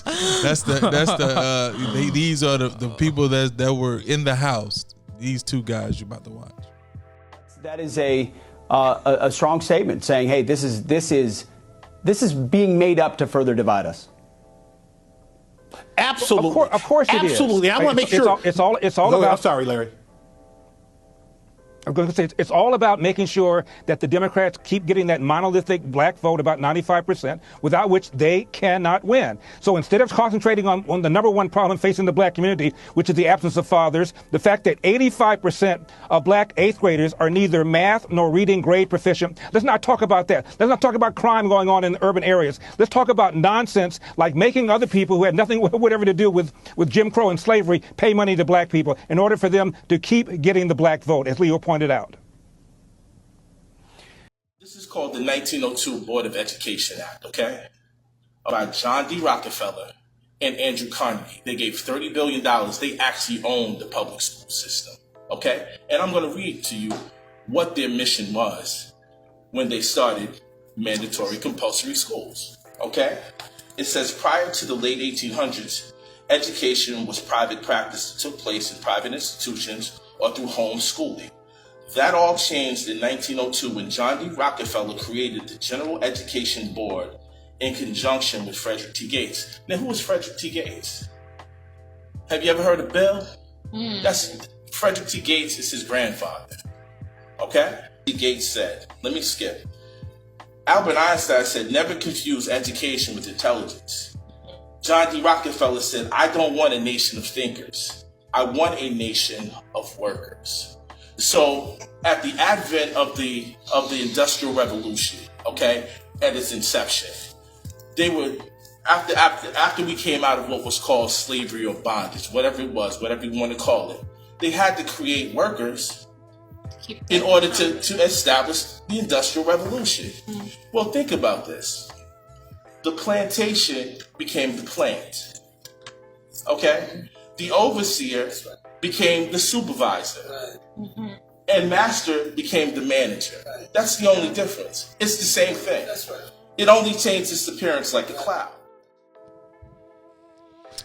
All right, y'all. We hope you all check it out. Yeah, we got a couple more. Okay. Good. Okay.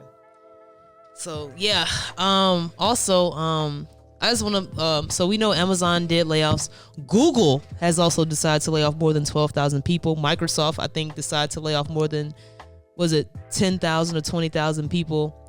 Now this is also Spotify, Wayfair, a couple other industries have are laying off or firing thousands upon thousands of people. Now they say it's due to Of course, they're saying all the economy, people are not going out of shopping as much. You know, during the pandemic, everybody was at home. Now people are getting back to their regular lives. But then I got to thinking, like, man, I really think, especially because it's a pattern within the digital world, Amazon, Google, like Spotify and Microsoft, they're laying off thousands and thousands of people, I believe, because AI and robots. They won't no longer need you anymore. Of course, the job market has changed, but, you know, they're slowly introducing all these robots to this different AI stuff, and they can replace humans now, especially at some of these technology sector jobs. You know what I mean? Yeah. We can easily get an AI to do that. So, yeah, we can lay off 20,000 people. And keep in mind, these are people who went to school and got degrees for this.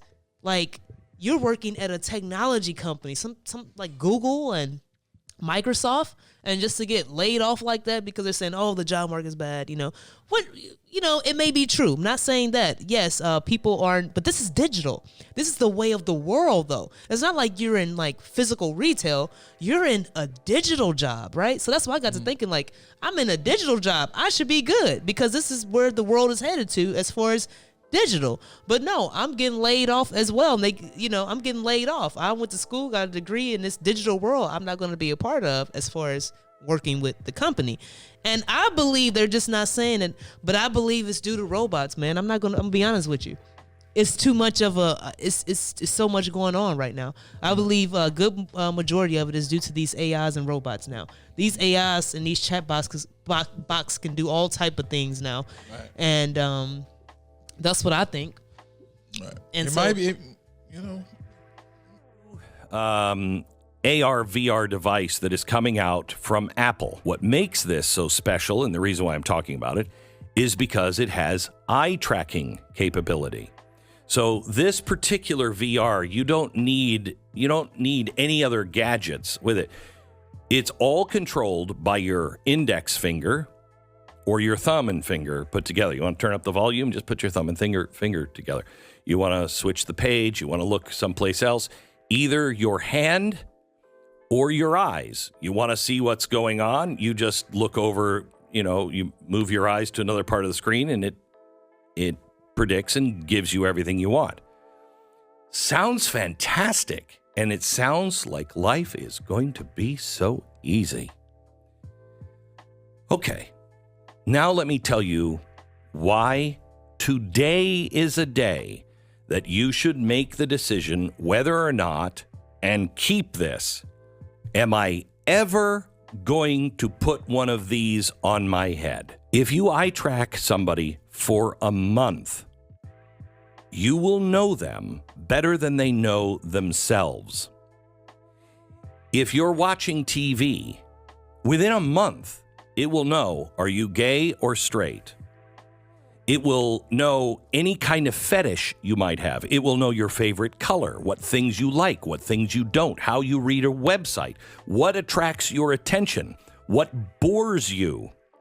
It can tell within a month whether you're an expert with guns, because when you look at a picture or something and you see a gun in somebody's hand, do you look at the index finger? Can you imagine being somebody that was in the NSA and you left the NSA and now you're at Apple and the government's having a problem and they need to know, how do we get people to shut up about, let's say, a vaccine?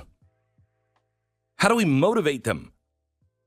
What do we do to get them locked in line? You really think there's enough of a wall there that's going to stop that company and that government from sharing that information? You will not know what your ideas are or what their ideas are. So let the $3,000 price tag be the first barrier to buying it, but not the most important barrier.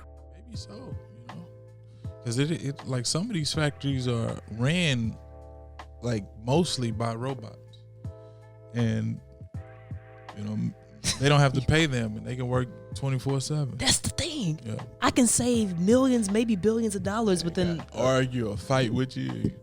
Within Gotta hear your excuse. Hey man, my tires on flat. Hey, I'm sick. Lying because you just went to the club. They ain't gotta worry about none of that. Robots don't lie. Robots don't talk. Did you hear about the Simply orange juice lawsuit? So the all-natural, you all know the Simply tropical juice has high toxic PFAS levels, lawsuit alleges. Now, before we get to this, also, they have banned certain laundry detergent in New York because they contain these forever chemicals that are basically harmful, bad for your body, that can cause cancer, some real damage to your body. So this is really all interesting that this is starting to come out. But they say a new class action lawsuit in the U.S. alleges Coca-Cola and Simply tropical fruit juice deceive customers with claims of an all-natural healthy product when the juice has been found to be contaminated with toxic PFAS at levels hundreds of times above federal advisory limits for drinking water. Now, the PFAS are a class of about 12,000 chemicals typically used to make thousands of consumer products resist water, stains, and heat. They are called forever chemicals because they do not naturally break down. So I repeat, if it doesn't naturally break down, that means in your body they're pretty much there. And if it does break down, it may take years upon years for it to eventually break down in your body. And so it says that they are linked to cancer, fetal complications, liver disease, kidney disease, autoimmune disorders, and other serious health issues. Now, this is interesting because I remember last year there's an article that came out and said that tap water also contained forever chemicals. This week, New York State bans laundry detergents Arm & Hammer, Tide, and Gain for recently testing above the new legal limit for a probable carcinogen called 1,4-dioxane. What is 1,4-dioxane? Well, according to the EPA, it is a man-made synthetic chemical, also known as a forever chemical, meaning that it does not naturally break down and can take thousands of years to do so. This chemical is commonly found in paint strippers, dyes, greases, antifreeze, aircraft fluid, and now we know laundry detergent. The CDC states that it can be harmful to the eyes, skin, lungs, kidneys, and can even cause cancer. Now, the thing is, the synthetic chemical is still in laundry detergents, but the ones that were banned tested above the new legal limit. In doing this research, I found terrifying information that this chemical is found in the tap water in 45 states across the nation, affecting over 90 million Americans. The California Department of Toxic Substances said it is concerned about the potential adverse impacts on Californians from exposure, especially children. This contamination is due to runoffs from solvent production, industrial spills, and discharges from municipal wastewater plants. No federal maximum limit for drinking water has been established, which is frightening because not only are we wearing these chemicals, we are ingesting them. Let me know what you guys just came out from USA Today. EPA finds no safe level for 2 toxic forever chemicals found in many U.S. water systems. These, quote, forever chemicals are linked to different types of cancer, low birth weights, and other ailments. One expert said this will set off alarm bells. So there are all sorts of contaminants in the water. And the EPA will say, okay, well, if it's below this threshold, then it's fine. But if it's above this threshold, then it's not fine. What the EPA has discovered is that 2 of these contaminants are not safe at any level that can ever possibly be measured. They're still very dangerous to human beings. And so they've now got to work to take all of that out of the water. For 60 years, these guys have been mocking American people, regular old Americans, as rubes and kooks and idiots for asking if maybe there's some dangerous stuff in the water supply.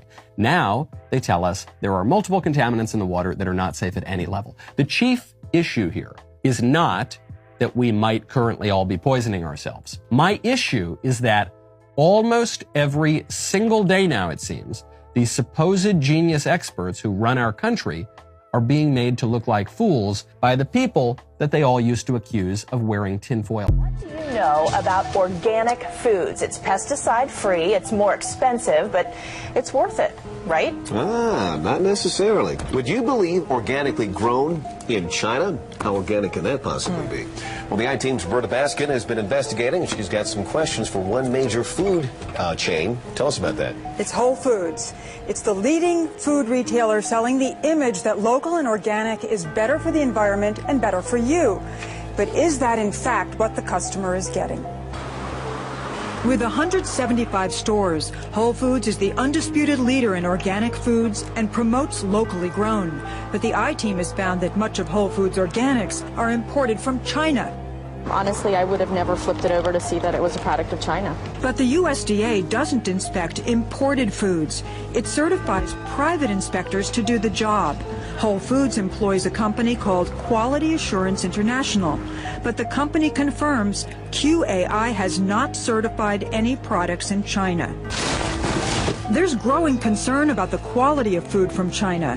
Already this year, the Food and Drug Administration, which checks for food safety, stopped 260 shipments of foods like strawberries contaminated with bad pesticides, bacteria, or filth. I think it's probably not an accident that product of China is in such small type. The market today from COVID, it says from China. It's only Chinese baby that have it. So I thought I'd try it. Somehow, when I was cooking in hot water, the vegetables still look very shiny and nice, right? And then when I started to realize there's a peeling here, so I took it out the vegetable from the skin. Look at that. Oh my goodness. It even looks plastic. It looks very plastic. Look, it went. Over the last decade, reports of counterfeit food have been soaring. That's right, criminals are making a killing, sometimes literally, by selling cheap and dangerous imitations of everyday food.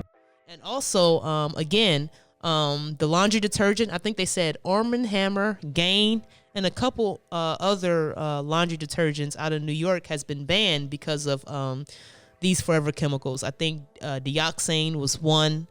And so now I'm wondering, what kind of lawsuits did they have? Like, how did they come up with this evidence? Was it so many people coming up sick or going to the hospital and have been found to drink this product or use this laundry detergent? Like, something had to happen for this all of a sudden to start coming out, because these are billion-dollar companies that are, again, being sued and banned because of these chemicals that are found in their products. Well, chemicals are in all the products, but they're saying that it was over the FDA regulated amount of levels that these chemicals were in. So Simply orange juice. And Simply orange juice is a good orange juice. Yes, you know what I mean? That is a good orange juice, guys. Man, be careful with that. Yeah, that's crazy. I never knew that. I thought Simply orange juice was natural. So I used to love me some Simply orange juice along with the Simply lemonade. I wonder. The whole product. If they do it, yeah. Simply has some good lemonade, man. Yeah. Even though I think they say orange juice is unhealthy, like just to be drinking. But you need the natural, the real orange juice with the seeds in it, and get you some real good vitamin C without them having to add all. Yeah.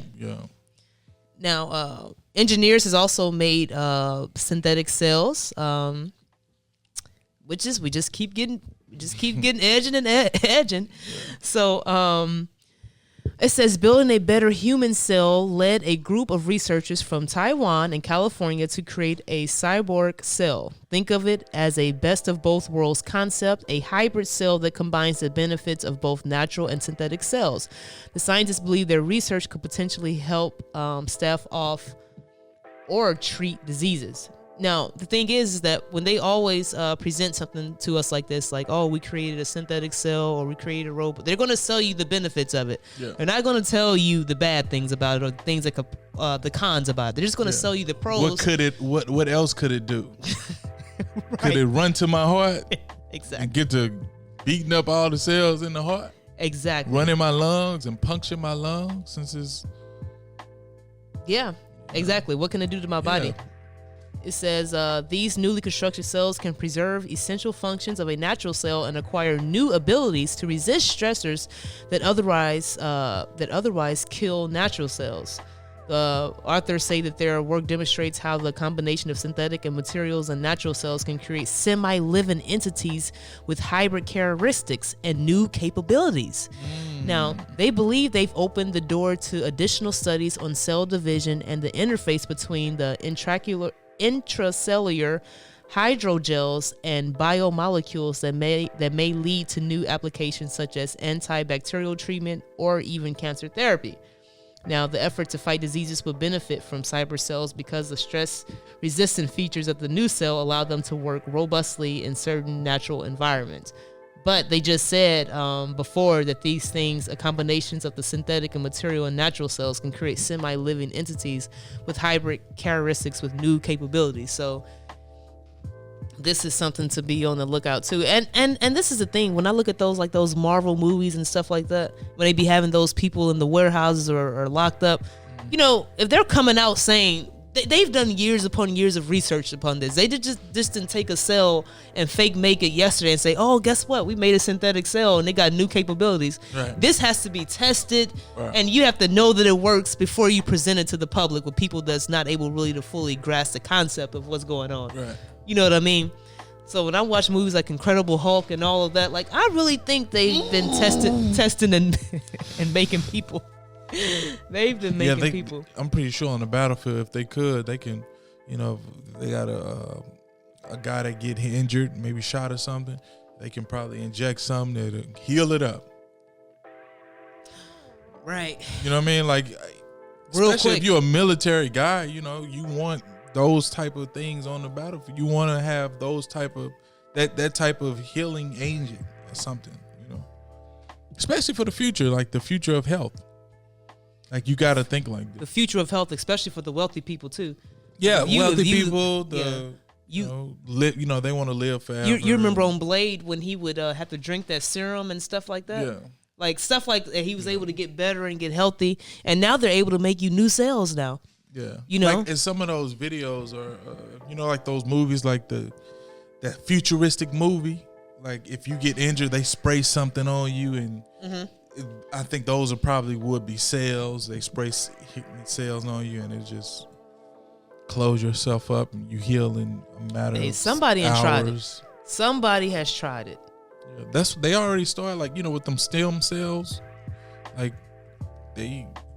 And where do you get them cells from, though? That's the thing. You got to get them from babies, don't you? Yeah, from the. Some of them, I think, they come from the placenta. Yeah, you got. But I think there's other ways to get them now. I don't know, but I know that a lot of them go to, like, I think Colombia or Mexico to, like, say if you tore your rotator cuff or you had an injury, they shoot some stem cells up in you, and you come out brand new. Perfect than you were before. All energy and all types of stuff. After a certain amount of time, Now, we've got a couple more topics, and then we'll get out of here. I want to make sure I get this one out, though. So, this is, they have a new statue. It's atop of the New York City courthouse, and it's attracting criticism. It says observers are claiming the statue has a demonic appearance and celebratory towards nature and abortion. No, I'm sorry. I'm sorry. It's a celebratory nature towards abortion. So basically, like, they're kind of celebrating. So the sculpture tilted now in OW was designed by Pakistani American artist Shazia Sikander, who claims that the statue is part of an urgent and necessary culture reckoning in New York. Now, this statue, and I'm going to put a picture of it on the screen so you all can see. Let me show you this. Now, this statue, a lot of people are saying that, it kind of resembles Medusa, but upon digging, it's really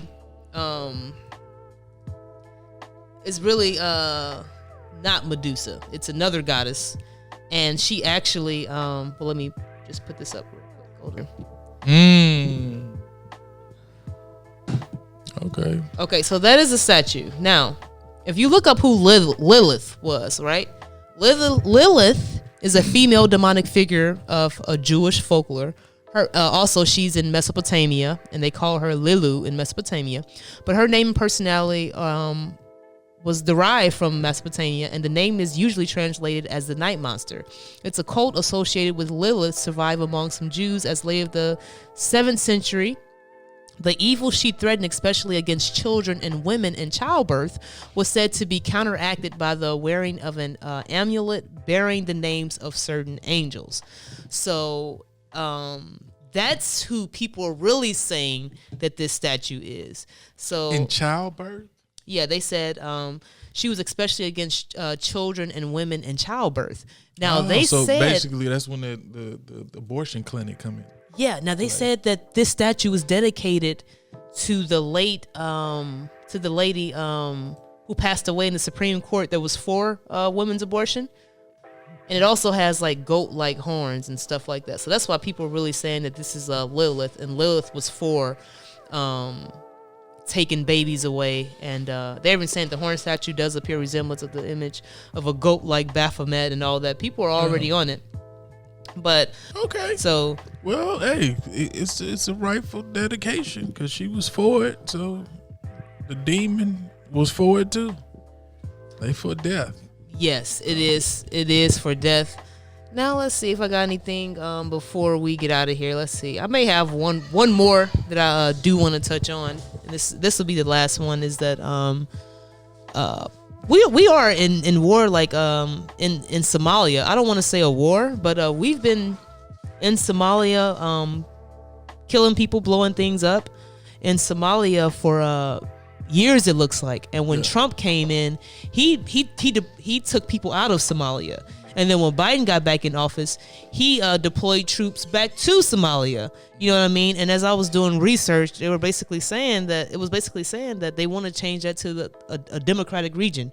Basically, they want to be in charge of it. The U.S. kind of want to put their, I don't want to say put their people into it, but you know that's why they're over there doing drone strikes. They did a drone strike that killed like 31 soldiers over there. 30 was it soldiers or 31 people? Also, South Africa is having blackouts now with their power system. It's actually starting to be blackouts all over, guys. They're already predicting that a cyber attack may happen. So if they're saying it may happen, they know it's kind of going to happen soon. Pray for the people in Somalia. Yeah, pray for anybody that's around the world. I'm pretty sure there's wars is happening, different things is happening. And the same time that we don't know of. And one of the times that they did an airstrike in Somalia was the same time that they announced that they were going to invade Ukraine. So they didn't say about Somalia, but they did say, "Oh, Russia is going to invade Ukraine." They did say that. It's because we're in a demonic, evil country, man. Yeah. That's what we're in. We're in the land of our captivity.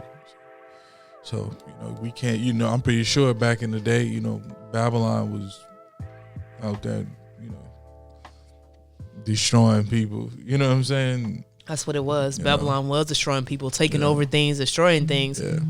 But this is why you all have to be careful about things you hear and see in the media and why. Yeah. You know what I mean? I just found it's weird how we don't hear anything about what's going on in Somalia. Yeah. But we hear everything of what's going on in Ukraine and Russia. It's almost like it's a distraction. That's white people. Black lives don't matter. Mm-hmm. We kill them every day, B. Right. They don't matter. Right. Not even to their own black people. So then it's my news channel. Like these are my outlets. I'm not gonna show you what I'm doing. I'm gonna show you what they doing.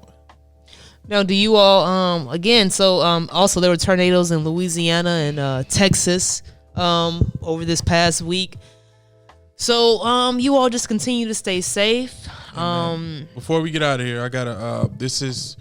We're gonna start a new series, new thing called The Dream of the Week. And before you actually watch the clip, I'm gonna read the scripture, Acts 2 verse 17. And it shall come to pass in the last days, says God, that I will pour out my spirit on all flesh. Your sons and your daughters shall prophesy. Your young men shall see visions, your old men shall dream dreams. So we're gonna start dropping clips of different people's dreams, so you can see what you can witness what they're seeing, and and bring it to Scripture. So a lot of God has really poured out His Spirit on these people, and I hope you like the clip. Check it out. Yeah, so the Lord was showing me different visions, and after the first rapture dream vision, I told my mom, my dad, I told my husband them, and then of course the questions came. Who did you see? Who did you see when the angel told you go see your family? Did you see your mom? Did you see your dad? Did you see me? Did you see me? And I was like, no. The angel just said, go see your family, go see your husband. I was like, she didn't say, go see your mom, go see your dad, blah, blah, blah. But of course, people want to know. So, that night after I had that first rapture dream, I think 2 days after that first rapture dream, I had another dream. And this dream, like I said, it was called Saved by Grace. And the reason why I'm calling Saved by Grace, because in this vision, in this dream, I thank God for now doing a dream, because some of the stuff in my dream I had questions about, I didn't understand, but now I do. We were like in this place, like I could say it wasn't Judgment Day, but I know we died because we was getting judged, and my shoes, they automatically turned white. Like we was all in this line and we had white on, and when you got judged and you had like different people that had these white robes on, but they didn't look like angels, but they had these like white suits and stuff on, and they was doing different tasks. Like some of them was on the board writing names, some of them was over here, they all had a job to do. They had different jobs, even though they was going so fast, they never ran into each other, and they was focused on whatever the task was. Like if you was writing up people's name and it's their time to get judged, that's what that was going on. So it was my time, and my shoes turned white. So I automatically made it when I was under the impression, and I knew when my shoes turned white, I made it into heaven. So my shoes turned white, and I knew Father God and Jesus was very happy. They was very pleased with me, and I was so happy. But I was looking at other people as they was getting judged, and I kid you not, it was this door. Matter of fact, it was this lady. She was old. She was like an older lady. She had gray hair, and my mom, I knew what happened to my mom died in a car accident, and she was in this line behind this woman. The woman was right here, and my mom was behind her, and my mom was standing in this line too, to get judged. And the woman before her, like I said, she was an older lady. I say probably in her 50s, probably in her 50s, and she had gray hair coming down right here, and she was getting judged. Not by Father God or not by Jesus. She was getting judged. It was like this I can't explain. Something like when they was viewing your life, her life was getting viewed, and it did not look good. It did not look good for her. And it was this door. It was this door on the right hand side. Now this is one of those doors that you open up and go in. This door was automatically open. It was dark though. It was dark, and when you come close to it, it suck you in. Okay, so the door was right here. So her shoes turned black. Her shoes turned black. They did not turn white. They turned black, gooey black. And that door, when she looked at it, it sucked her in. And we was, wherever we were, we was up top, because the reason why I say we was up top, because when it sucked her in, she was like, ah! You could hear the scream, she was going down. And oh my God, I was just heart just beating, because when you looked at this door, you knew it was hell, you knew it was death. It was frightening to even look at that door. Oh Lord God, to just think about that door. But anyway, my mom was next, and my mom was getting judged, and I was like, Lord, she loved you, Lord. She did your will, Lord. She spread the gospel, Lord. She repent. I was there, but at the same time, I couldn't save her. I couldn't do anything. I don't think I was saying this stuff, but at the same time, it still didn't work. The Lord, when He judge you, He judge your heart. He judges you. He don't, no matter what nobody else says, first of all, you're not going to be there. But I was on the side, so even though I was on the side, I wasn't right there. So I was just like, Lord, she did everything, you know. She spread the gospel. She loved you, and you know, she was being obedient. She repented. I'm telling. This is what I'm saying from far back. But I could see my mom getting judged, and I looked, and it didn't look good. It didn't look good. And then all of a sudden, her shoes turned white. And let me tell you what they said. So when her shoes turned white, this is what the voice said: "You made it in only by the grace of God." I kid you not. That's what the voice said. I never seen a figure. I promise you, I didn't even see Jesus, and I didn't see God, but that's what that voice, it was mighty. And I can tell you, to me, I think it was God, but it was mighty, and at the same time, it was like firm, but it told my mom, "You made it in only by the grace of God." And me and my mom, we just hugged each other and we cried, and we hugged each other and we cried. But it's a video, the same video I did on Facebook earlier prior to. I was saying that, you know, these people, I didn't know who they were. They was dressed in white, like white suits and stuff, and they was like doing different tasks. Well, the Lord revealed to me that those people were angels. You know, angels have different tasks, different jobs in heaven. So that what was going on. They have different tasks, different jobs, and you know, the board to me symbolizes the, you know, I told you I see names on the board. You know, that symbolizes the book of life. So I was just, you know, at that point of time, I didn't know. Like, I didn't know. I'm thinking that, you know, I'm going to see the book of life. I'm going to see the names. No, not saying that people haven't seen that. No, I'm not saying that at all. I didn't see that, but that was, you know, later to me revealed what that was. So, you know, praise God for that, saints. And I pray you guys receive this message. If not, like I said, you know, go to Father God and ask Father God about it. And, you know. All right, you all. We thank you all for tuning in. Continue to like, comment, and subscribe. And as always, we'll be back next week on our next episode, bringing you more news, more scripture, Jesus Lord, and continue to stay blessed and stay out the way. All right, and 1 Corinthians 6, verse 9, verse 10. We can't go out without this. Do you know that the unrighteous shall not inherit the kingdom of God? Be not deceived, neither fornicators, nor idolaters, nor adulterers, nor sodomites, nor thieves, nor covetous, nor drunkards, nor revilers, nor extortioners shall inherit the kingdom of God. Are you one of them? And if you are, you need to change from your wicked ways and start following Christ the way he wants you to follow him. So we love you so much. God bless you. Continue to watch our show. Please drop a comment and let us know what you thought about this show. All right. Amen.